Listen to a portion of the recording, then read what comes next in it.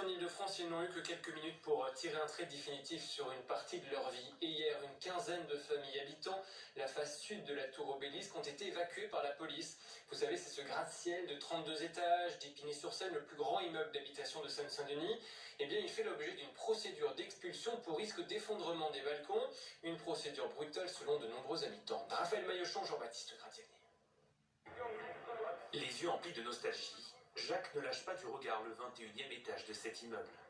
Tout là-haut se trouve l'appartement dans lequel il a passé 15 ans de sa vie. Délogé par les forces de l'ordre, il n'y mettra plus jamais les pieds. Ils sont rentrés, dire que c'était fini, mais sur le coup, je me suis effondré. Et me voilà dans un mois à la retraite, sans rien, à la rue comme un SDF. C'est abominable, monsieur. Les derniers souvenirs quittent la résidence dans des cartons, et certains se laissent submerger par le chagrin. J'habite Épinay depuis 1949, après la guerre. J'avais 18 ans. J'ai travaillé toute ma vie. Et qu'est-ce qu'ils ont fait pour nous? Voilà. Maintenant que j'étais bien, on me met dehors. La plupart des habitants sont aussi en colère contre le manque de solutions dignes et humaines en termes de relogement. On envoie les gens handicapés, des femmes enceintes, on les envoie dans des endroits où il y a des cafards, où les toilettes sont extérieures, où la douche sont extérieure, à 30-40 km de leur domicile.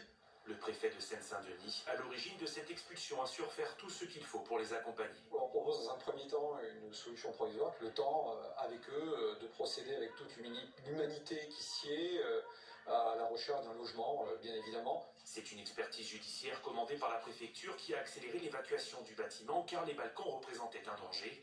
Mais pour la mairie, comme d'autres élus locaux, aucune menace d'effondrement n'est avérée. Les études que j'avais en ma possession demandaient uniquement de ne pas accéder sur les balcons. Il vaut mieux que des gens puissent être chez eux sans utiliser leur balcon pendant quelques mois plutôt que mis dehors quasiment en plein hiver. Ça, c'est pas gérable. Pour contrer cette décision, plusieurs copropriétaires ont déposé un recours ainsi qu'un référé suspension auprès du tribunal administratif de Montreuil.